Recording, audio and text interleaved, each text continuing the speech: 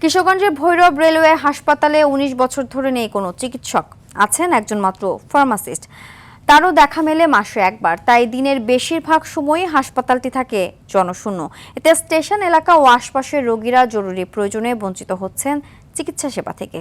কিশোরগঞ্জে ভৈরব থেকে সিদ্ধাতুল রশিদ পিয়ালের পাঠানো তথ্যচিত্রে আরও জানাচ্ছেন আব্দুল হামিদ।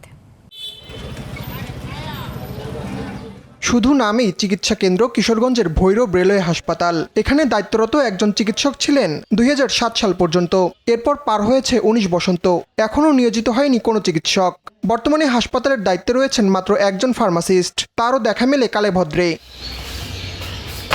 পূর্বে ব্রাহ্মণবাড়িয়ার বাদশালা, ময়মনসিংহের গৌরীপুর ও পুবেলবাসীরা চিকিৎসা নিতেন এই হাসপাতালে। সেবা চালু না থাকায় তাদের পাশাপাশি তীব্র ভোগান্তিতে পড়েছেন রেলের কর্মকর্তা, কর্মচারী ও যাত্রীরা। সামনে এনে একটা হাসপাতাল আছে, এই হাসপাতালের কর্মসূচি কিছুই চালু নাই।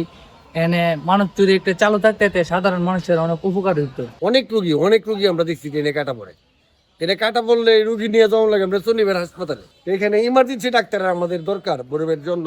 জংশনের মধ্যে যে একটা সরকারি হাসপাতাল আছে স্টেশনের পাশে, এটা আমরা কেউ জানি না। এখন আমরা চাই যে সরকার এখানে একটা ডাক্তার দেখ, ডাক্তারের দ্বারা নিয়মিত সেবা পাক, স্টেশনের যাত্রীও সেবা পাব, আমরাও সেবা পাবো। কর্তব্যরত ফার্মাসিস্ট জানান, ২০১৯ সাল থেকে এখানে অতিরিক্ত দায়িত্বে আছেন তিনি। চিকিৎসক, ওষুধ সহ নানা সংকটে ব্যাহত হচ্ছে চিকিৎসা সেবা। আমি এখানে 2019 সাল থেকে নিজ দায়িত্বের অতিরিক্ত হিসাবে ফার্মাসিস্টের দায়িত্ব পালন করতেছি। আমার মূল পোস্টিং হচ্ছে কেয়ারখালী, ময়মনসিংহে।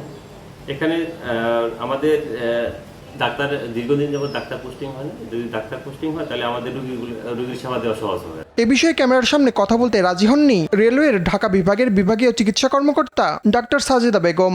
জনবহুল এই স্টেশনের চিকিৎসা সেবা দ্রুত চালু করতে কার্যকর ব্যবস্থা গ্রহণের দাবি জানিয়েছে ভুক্তভোগীরা। আব্দুল হামিদ, RTV।